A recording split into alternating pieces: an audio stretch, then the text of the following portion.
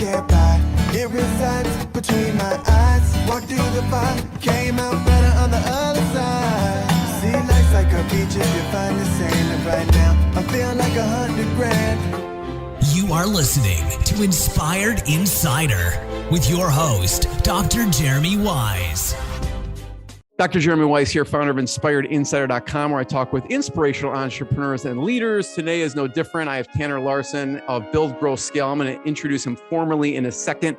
And Tanner, we're going to do some screen sharing today because I'm like, Tanner, you need to tear stuff down and break stuff down for us because he knows his stuff. And I always like to point people to other episodes, Tanner. And since we're in the e-commerce world, what are some cool e-commerce interviews? I don't even know. I think I've had some CPG companies, I guess, RX Bar I've had on, Quest Nutrition.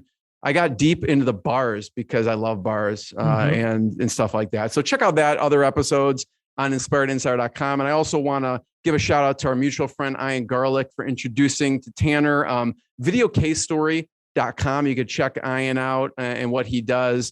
And this episode is brought to you by Rise 25. At Rise 25, we help businesses give to and connect to their Dream 100 relationships and partnerships. And we do that by helping you run your podcast. For me, Tanner, relationships are the number one thing in my life. I'm always looking at ways to give to my best relationship. And I found no better way to do that over the past 10 years than to profile the people, the companies I admire and have them on my podcast and have them share with the world their knowledge and expertise and authority in what they do. So if you've thought about podcasting, you should. If you have questions, go to rise25.com. You can email us. And Tanner has a podcast as well. So you could check that out as well. And we'll give it a shout out and a link there. So today we have Tanner Larsson. He's a founder of Build, Grow, Scale. It's an e-commerce optimization company that specializes in a process called revenue optimization. And what that does is it helps brands scale profitably, because who cares about scaling not profitably, right? And he's also the author of the best-selling book, Ecommerce Evolved. And he's updating that as of late. So it's going to have all the latest and greatest. Build, Grow, Scale's revenue optimization methodology has generated over $400 million in physical product sales for their clients. And they've worked with companies such as Guthy-Renker, if you've heard of Proactive. And I know, Tanner, you geek out on copywriting, direct response marketing like I do. So we may dig into that, Men's Health, and many more. And BGS Live. Every year they have BGS Live. Okay, maybe not COVID year, but that's virtual. But BGS Live. Okay, you can go to buildgrowscale.com, check out more. I'm going to put, if you are watching the video, you'll be able to see it. They always have it. So check it out and we'll be digging deep and you'll get a little bit of a taste, I guess you could say. So Tanner, thanks for joining me. Yeah, thanks for having me. Glad to be here. I kind of want to start with just tell people a little bit about Build, Grow, Scale and what you do. Sure. So as you said, Build, Grow, Scale is an e-com optimization company. So we specialize in working with online physical product retailers, online stores, right? And our specialty, we've done it all, like everything from product sourcing, product manufacturing, fulfillment, optimization, ads, the whole thing. But we figured out that our real core genius is in the optimization world. And we decided to dive deep and focus on that, a la the one thing, right? Gary Keller. So what we do is, in a nutshell, we take stores without changing their advertising, their traffic, their whatever, and we 3 to 4x their profitability, their income, their revenue, and specifically how much money stays in their pocket, because it's very easy to increase revenue, but not make any more money.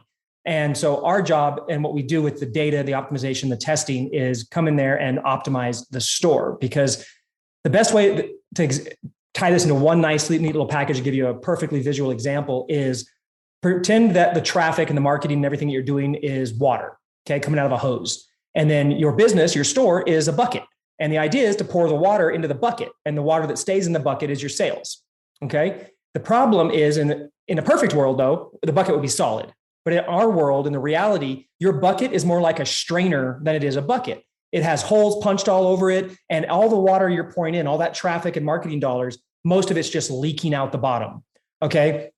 Our job is to come in and patch all those leaks so that more and more of the money stays in the bucket and it actually starts to fill and you make a lot more money. That's basically what we do.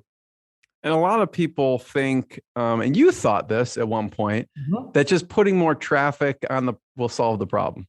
Oh, totally. But I mean, if we take the water example a little further, what happens when you have a leak and you pour more water into it at higher force? You create basically erosion and a bigger blowout happens, and you lose more money, you lose more water. The crazy thing, like in online, for some reason in businesses, people treat it differently. But if I said, hey, Jeremy, there's 2 swimming pools, right? One's full of water, the other one's empty. They're 10 feet apart. You have to use this bucket that I give you to empty one pool and fill up the other without dropping any water. And the bucket I hand you is a 5-gallon Home Depot bucket, but I punched a bunch of holes in it. I told you can't lose any water. So are you in the real world? Would you grab that bucket, dump it in and run over and try to fill it? No, you'd go, where's the duct tape? You try to figure out how to patch it first because you realize you can't lose that water. But in the business world, we just piss money away and like, we'll just spend more and we'll eventually make more. And it's crazy.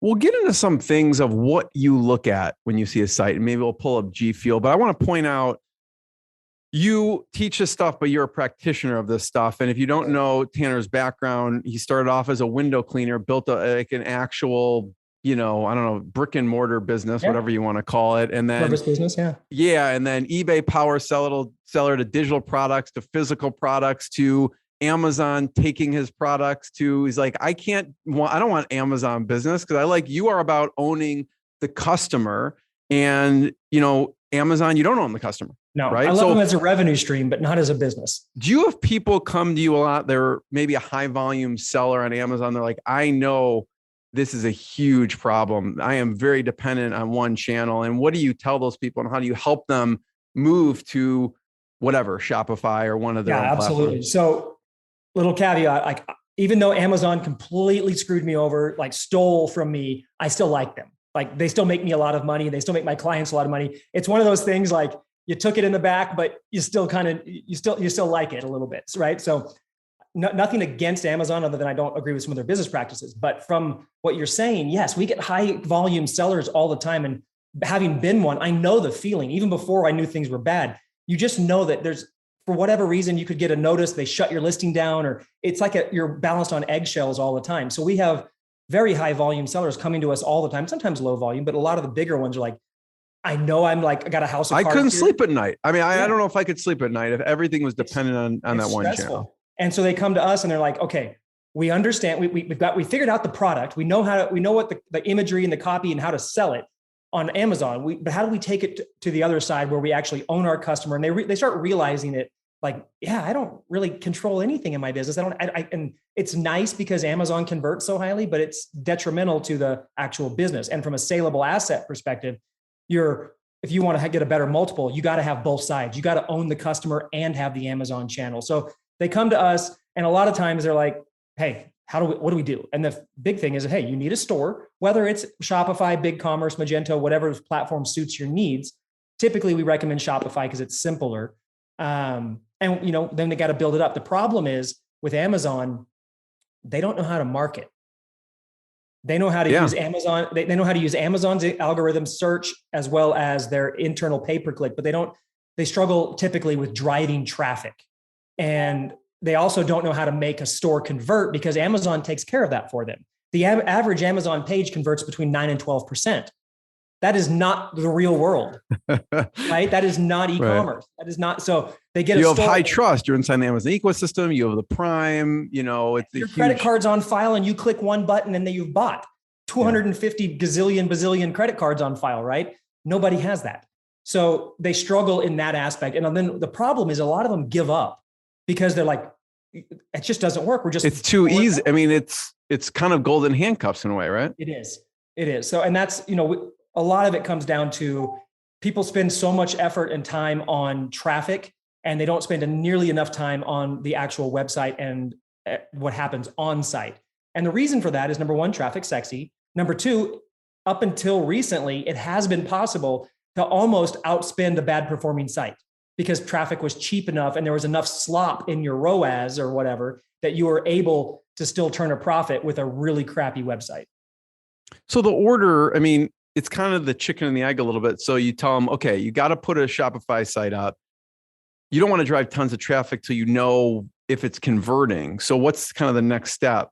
So the first step, truthfully, is build the site, set up your data layer. This is something that not even big 9-figure brands. We actually are working with a big 9-figure brand that just got Brad Pitt as their ambassador. So like big brand, no data, no Google Analytics, no Google Tag Manager, $2 billion, like $2.5 billion company a year, but no data. Okay. They're navigating blind. They don't know what their website is doing. They don't know. And this is how most stores operate, from small to big. So that getting your data layer set up is a big aspect, so you can actually make smart decisions, learning how to test off that. And then once that data layer is set up, then you invest the money, and you waste some of that because marketing is testing, right? So you're going to invest money in testing, but you don't do it until you have your data set up so that you can see how everything trickles down through the site. And then you just go back and you start plugging those leaks. That's how you intelligently do it. The problem is it's always the ready, fire, aim approach. And I'm guilty of that too. Like I just want it to get it to market and go fast and whatever. But especially in today's economy and in today's marketplace, the way advertising works now, your advertising is 6 to 7 times or more expensive than it was 5 months ago. You can't afford to do it that way anymore. Let's say they decide, okay, Tanner, Shopify sounds great. Okay. What plug, they need to plug the holes in the bucket somehow. I imagine people start with plugins. Are there certain plugins you recommend out of the gate?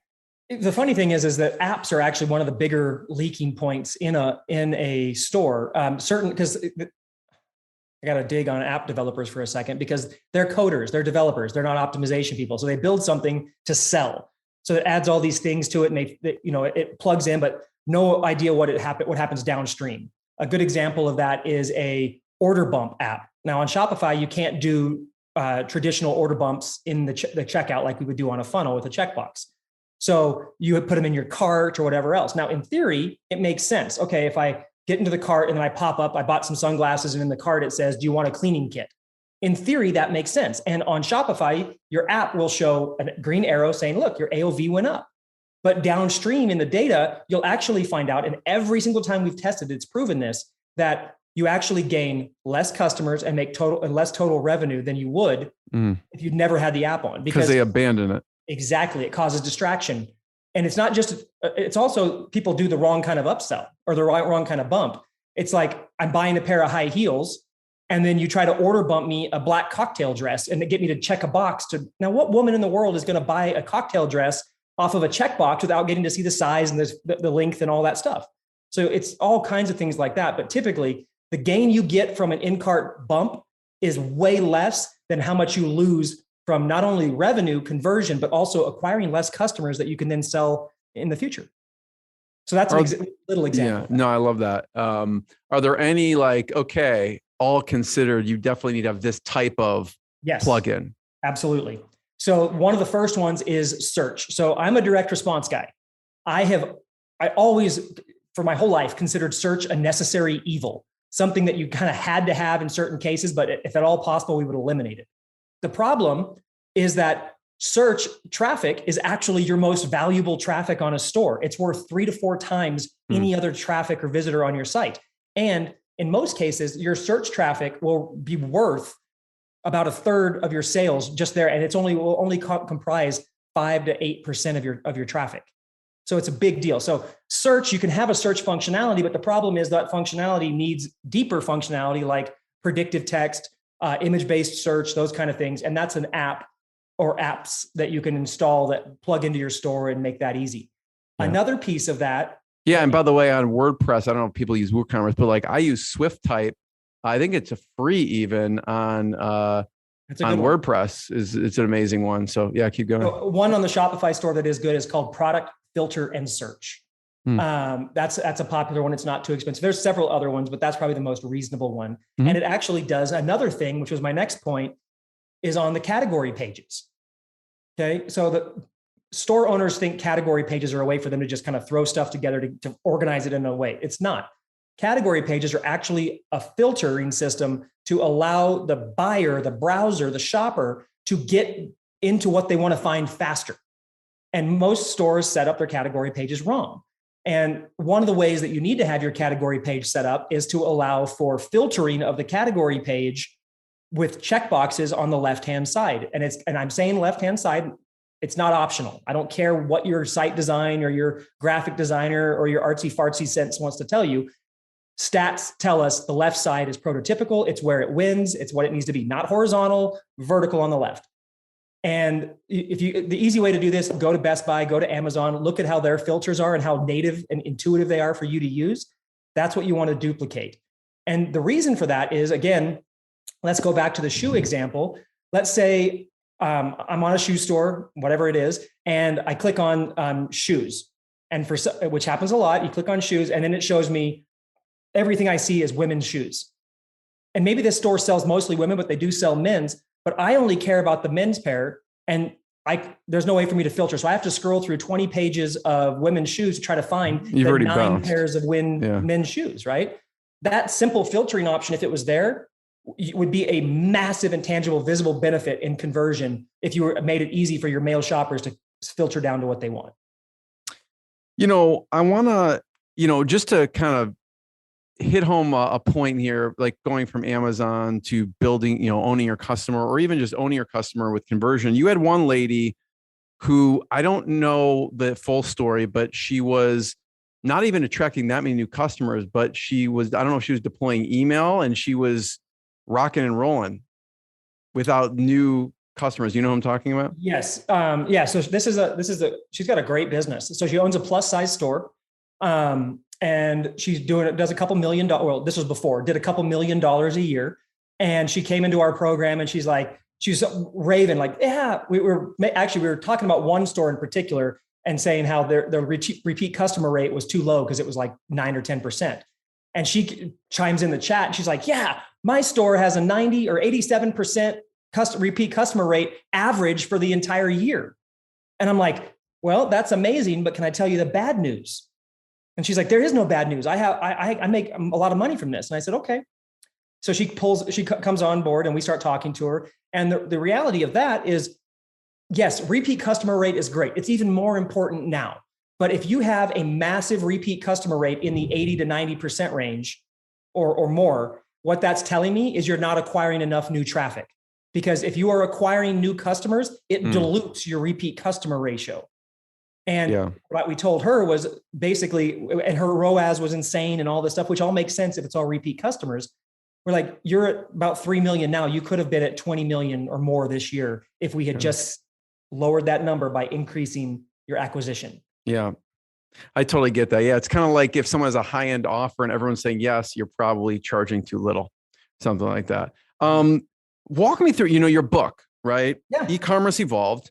You mentioned before we hit record that the store now, in today's environment, the store can convert as well as a funnel sometimes. Absolutely. And optimizing the store. So talk a little bit about that. Sure. And what's changed. So again, as I've said, I am a direct response guy. I was cut my teeth in direct response. That's how I built my window cleaning business and I translated to online. So I'm a formal sales letter, copywriter, funnel, upsell. Like I love that stuff. It's in my blood.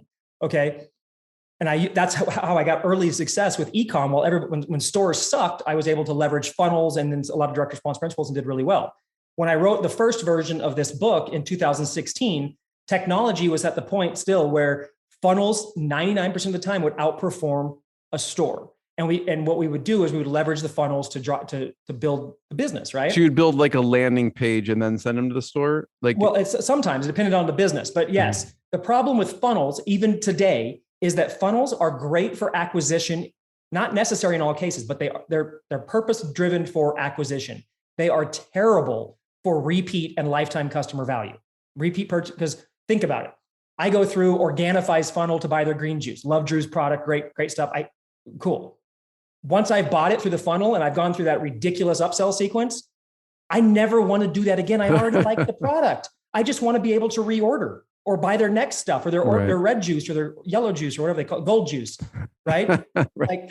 But that's every customer. So stores, when you have a funnel, should be built to back cleanup, right? And do all the rest of it. However, what we've been able to do over the past basically 5 years, 6 years, is we've been able to take all that direct response stuff that we've always been able to do on funnels and implement it in a way backed by data that now stores, we can get them to convert as well, if not better in some cases, than a funnel, which is beneficial to the e-com industry specifically, because there's a lot of brands and products out there that are not conducive to a funnel, like an apparel store. or any store that has lots of SKUs. Maybe you can build one funnel out for one product, but it's not conducive when you have high SKUs, right? So we need to make those stores convert as well as possible, as high as possible, with the same kind of direct response principles and data-backed science that actually allows that to happen. And that's what the new book is about. So when I wrote the first version, like I said, it was 2016. It was cutting edge for 2016. Right now, about half of it would be still doable, but there's better stuff. So the beginning of this year, we rewrote the book completely, deleted 3 chapters, added 4 more, rewrote every single word. And I mean, if you look at this book, it's a kitchen sink book. Most guys' books are like this. It's like, where are we? Something like that. It's like, hey, look how awesome I am. I'm like, no, never buy anything but my book and you have a business. At BGS Live the last time in 2019, I had a guy come up to me, and this is a little side note story I just wanted to share.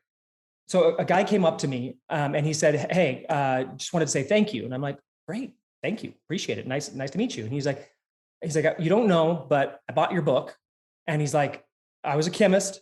I was out of work. I was living in my little warehouse space and not doing all that well. And he's like, I got your book and wanted to start a business. I didn't have much money. I bought some concentrated CBD. I diluted it down because I knew how to do that, and diluted it down into some pet products. And I turned basically $100 into about $50,000. And he's like, I just kept doing that. And I used your book. And he's like, it's the only marketing information I've ever bought. I've never bought anybody else's course or looked at anything else. I followed your book. And today we're the number 4 pet CBD brand in America. Wow. And so my book's not a fluff piece. I don't care if you like me or anything else. Buy the book, say you hate me, cross out my face on the back, but just use what's in it because it is that good. I love it. And then we're going to go to G Fuel in a second, Tanner. But I want to just ask, I geek out on direct response. Who are some of the people that you've followed throughout the years that you were either mentors, distant mentors in direct response world? So, I mean, I'm a dinosaur. So I go back to 2001 in the internet space, which kind of makes people like, wait, there was internet back then kind of thing. But one of my first mentors was actually Corey Rudel, who ran the Internet Marketing Center and then unfortunately died after a car crash. But yeah, so he was basically one of my first mentors. I was big into all of Dan Kennedy's stuff from ever. I think everybody who's into direct response, love Gary Halbert, love a lot of Bond stuff as well. And then, actually the old school Jim Edwards, back in the old days, I followed a lot of Jim Edwards stuff. I've had Jim on the podcast. Yeah. Yeah. Jim's a great guy. Yeah. I love his old stuff. Like I guess I'm kind of nostalgic in that way, but I just always loved his older stuff. Yeah. But yeah, so those are a lot of the guys that I followed a lot. And, there was another guy named David something who owned a old school forum. Alan says, of course, but like that was just Warrior Forum stuff. But he owned this copywriting website forum where everybody would go and you could post your copy in a thread, and all these other copywriters would basically tell you how dumb you are and how much it sucked. And I basically learned how to write copy doing that, and it wasn't David Deutsch, was it? No, it was. Okay.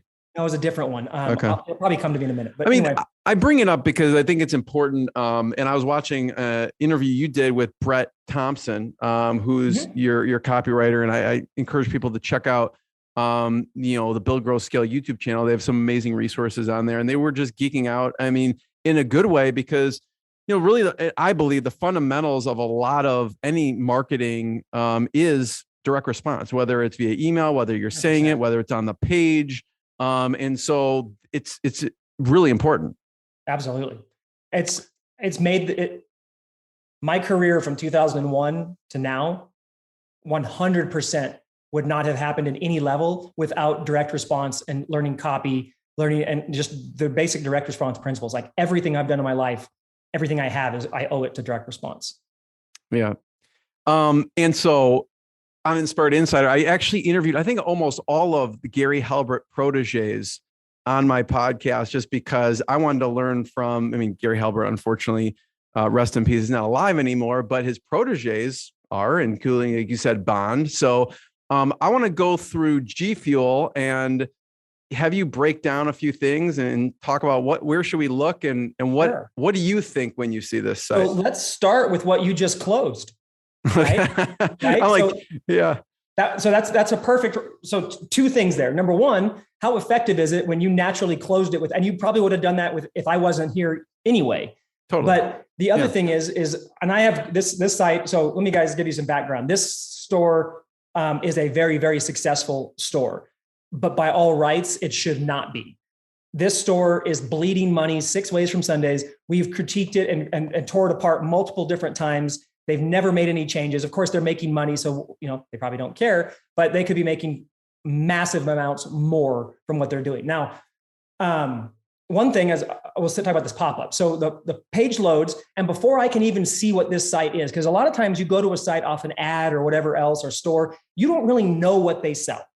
Okay, you land there, and then this pop-up comes up that says, "Hey, get 25% off. Give us your email." And I'm like, okay, first of all, what do you sell?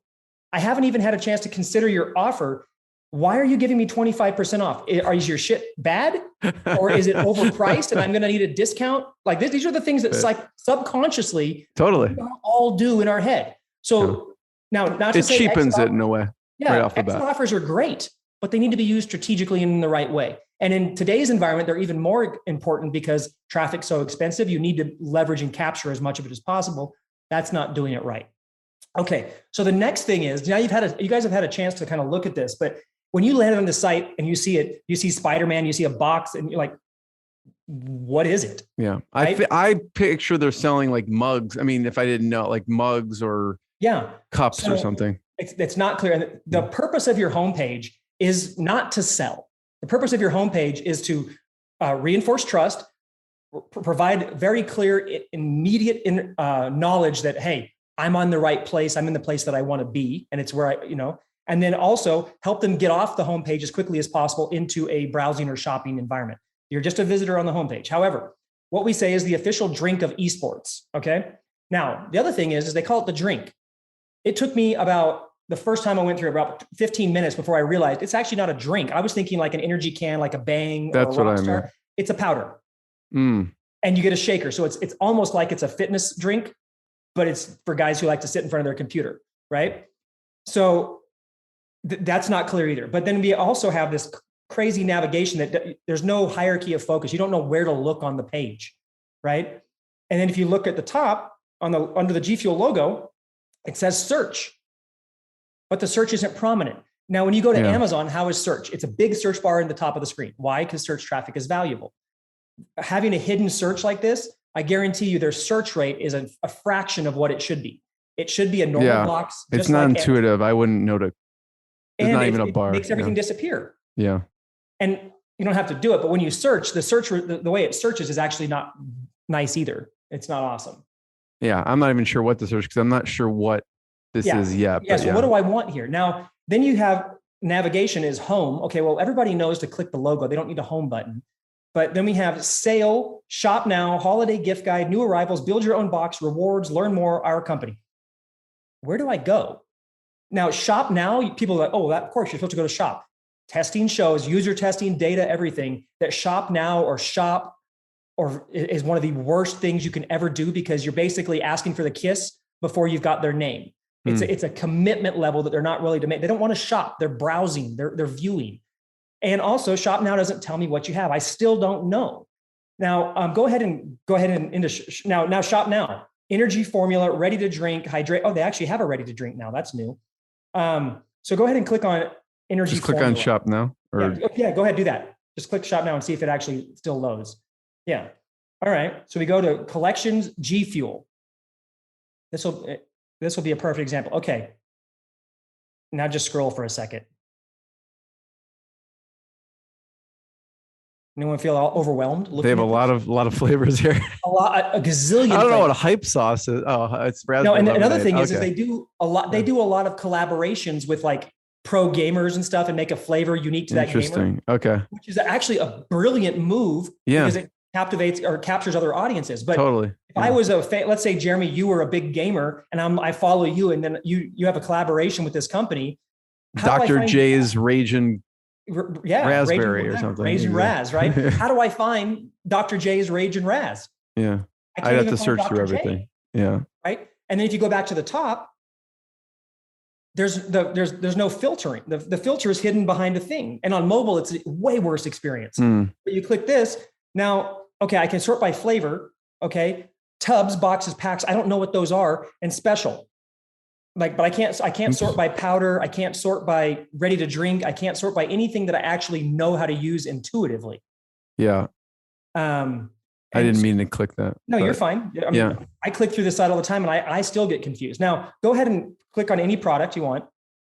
And then we'll try the sour blue chug. Yeah. So that one next to it, PewDiePie, that's an influencer. PewDiePie is like a famous YouTuber, I believe. So anyway, okay, now we're here on the product page. Above the fold we've all heard before, above the fold is gold, right? This above the fold is useless. Right? Like, where's my quantities? Where's my product information? You keep scrolling down. That's new. They used to not even have the shake scoop stuff. So that down at the bottom is where I actually learn about the servings per tub, sugar-free, all those kind of things. Yeah.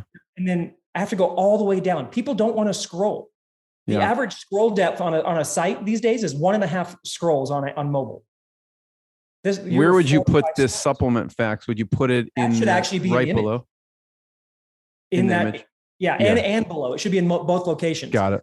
But above the fold right here, I should have quick stats. Like I should know that it's sugar-free. That's a huge thing, right? I should also know that that's 40 servings per tub, lasts a month. Like how long does 40 servings last me?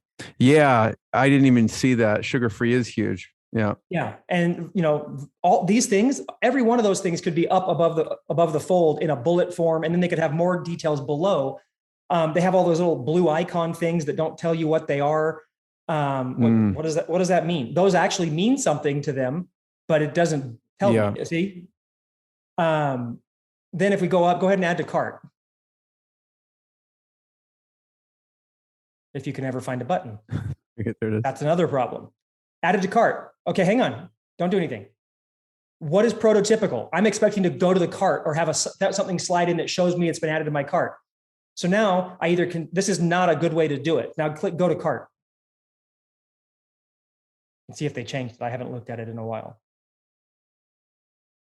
Okay, so now I'm in the cart. This cart is awful. But first of all, we don't check out from the cart. We proceed to check out from the cart. Again, it sounds simple. Testing shows that people expect to check out. They expect to actually have done the payment. So proceed to check out as a piece. The total above actually seeing the product makes no sense. And then it's in two places. It's like they duplicated the cart multiple times. On mobile, the experience is awful again. I believe actually, if you click quantity 1 and plus it up 1, I'm pretty sure. Yeah, the cart doesn't even change. Okay, so now this is a huge thing. Now, this technology to auto-update a cart is only about 15 years old. So it's not like they've had a chance to catch up, right? But what happens when this occurs, and we see this on big brands, including brands like Scientific American, who's one of our clients. So we fixed this when we first started working with them. You have a massive cause of abandonment on the next screen because psychologically, people are like me. They can't do math in their head great. So they go, oh, $35. I changed the quantity. The price doesn't change. So my head still says $35. I go to checkout and all of a sudden it's $70 or $73 or whatever. And now, by the way, I don't want to make you late for your next call. We're okay. So, we're okay. Okay. Let's keep. So we'll go. I can keep digging in on this. Yeah, go ahead. You just say cry uncle and yeah. All right. So anyway, that's a big thing. And then that whole pop up, which also pops up on mobile, is terrible. So then click checkout. Empty update. Those buttons shouldn't be there. That's all basic tech that should be built in. Now their checkout. Oh, this is a big step for them. They actually added their logo to their checkout. It's only been a couple years that hasn't been there. You mean at the top? Yeah, which is super simple. Now, but what's missing here is any kind of trust. Where's the customer service information, the phone number if I have a problem? Email. Why are you asking for my email? Why are you asking for my phone number? There is the ability to add microtext to these fields. And we have tested this. Your form failure rate and form error rate, which means they give you a bogus email address or a bogus phone number, is huge on Shopify. Now, except for on the critical forms like shipping name, that kind of thing. Phone number and email are the most spoofed. Well, phone number and email are the two important ones to a marketer, right? So phone number allows SMS, email allows cart abandonment.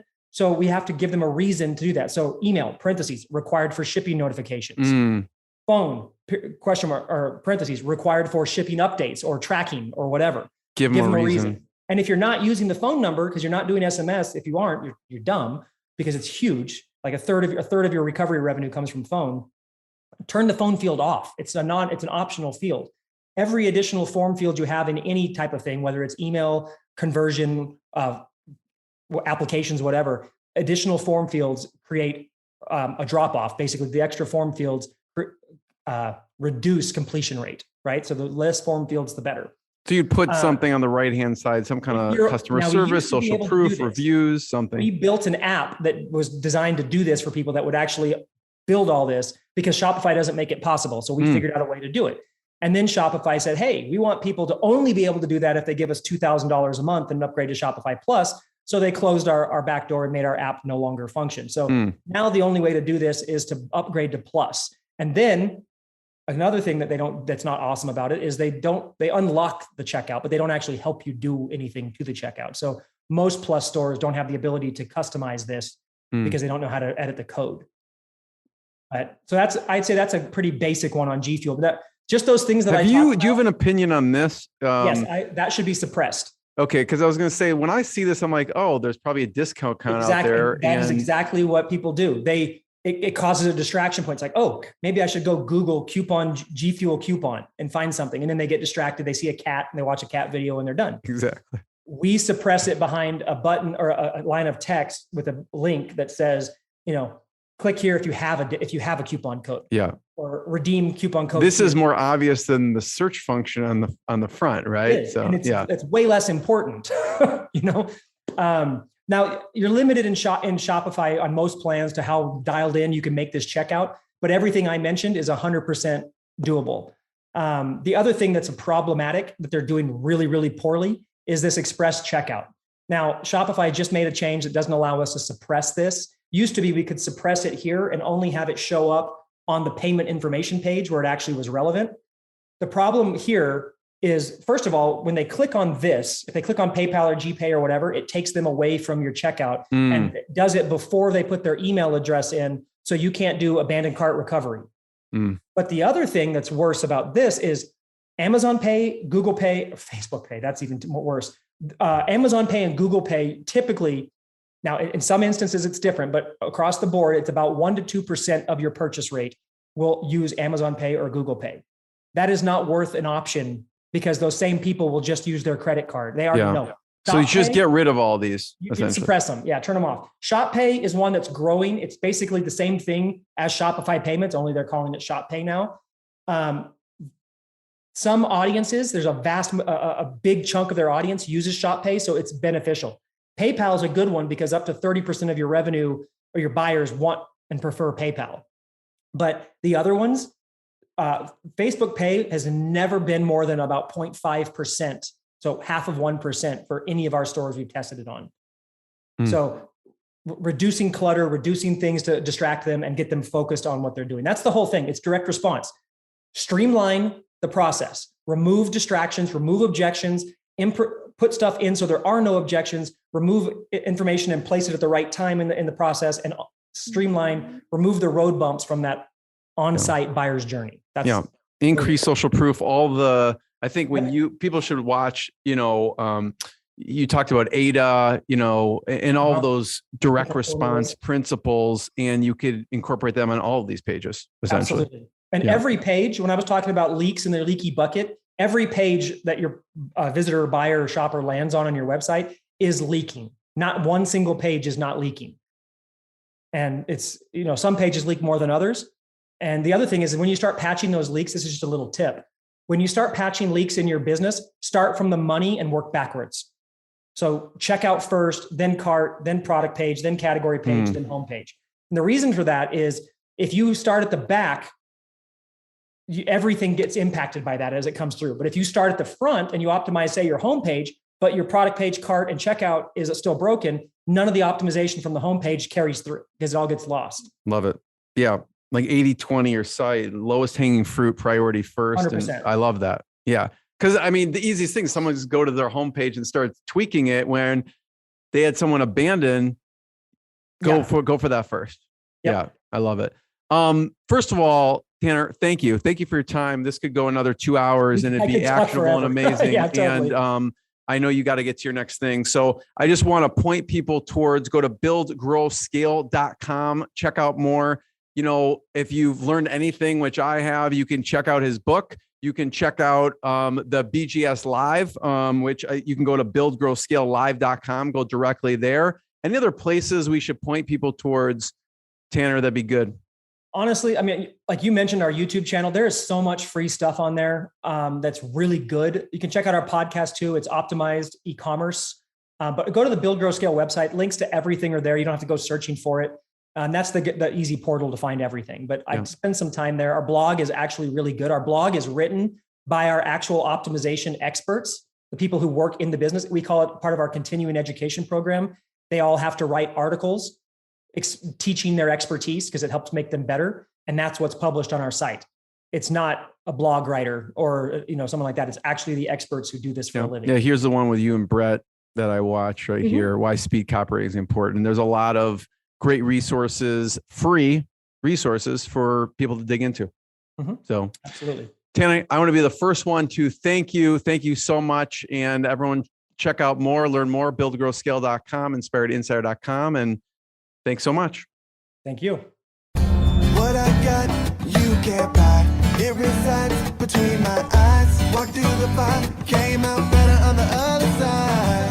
See, life's like a beach if you find the sailing right now. I'm feeling like 100 grand.